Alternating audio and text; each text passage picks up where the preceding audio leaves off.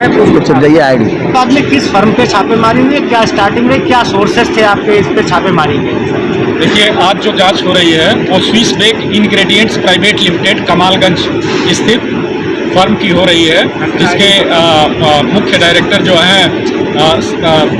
तारिक शेख साहब हैं, जो मुंबई में रहते हैं। ठीक है, इस फर्म के द्वारा बेकरी से संबंधित केक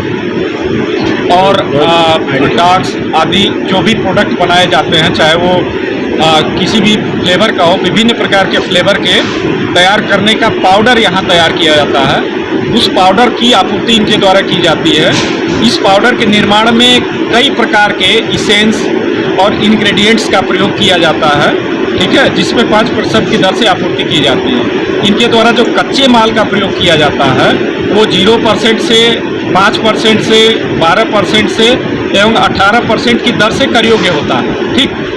इसके कारण इनका इन्वर्टेड ड्यूटी स्ट्रक्चर में पूरा बिजनेस काम करता है। इन्वर्टेड ड्यूटी स्ट्रक्चर में पूरा बिजनेस काम करता है, जिसमें इनवर्ड आपूर्ति पे रेट ऑफ टैक्स ज़्यादा होता है और आउटवर्ड आपूर्ति पे रेट ऑफ टैक्स कम होता है, जिसके कारण इनके द्वारा इनका नेट टैक्स नहीं बनता है। और नियमित रूप से पिछले 5 वर्षों में कोई नेट टैक्स नहीं दिया गया है,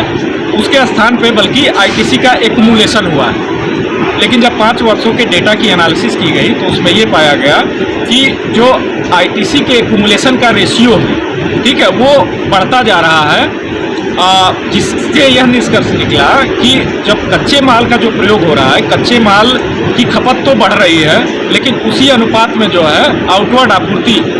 प्रदर्शित नहीं हो रही है लेखा पुस्तकों में। उसी की जांच के लिए हम लोग आज यहाँ आए हैं, जिसमें हम लोग स्टॉक टेकिंग कर रहे हैं, स्टॉक रजिस्टर से उसका मिलान कर रहे हैं, तथा यह भी देखने का प्रयास कर रहे हैं कि किसी भी वस्तु की जब आपूर्ति हो रही है तो एक्सपोर्ट करने पे उसका क्या रेट निकल रहा है, अगर यूपी के बाहर कर रहे हैं तो क्या निष्कर्ष निकल रहा है, क्या रेट निकल रहा है, तथा यह भी देखने का प्रयास किया जा रहा है कि जो ये स्टॉक ट्रांसफ़र कर रहे हैं अपनी मुंबई स्थित व्यापार स्थल को या मुंबई स्थित ब्रांच को, उसको किस रेट में बेच रहे हैं।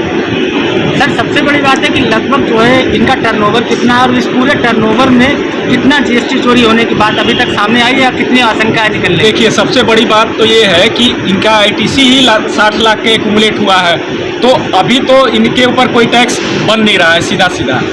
प्रश्न ये है कि जो आईटीसी का एक्यूमुलेशन हुआ है उसमें कितना इन्होंने किस रेशियो में अधिक ले लिया है, उसके आधार पर जैसे इनका टर्नओवर 10 लाख का 10 करोड़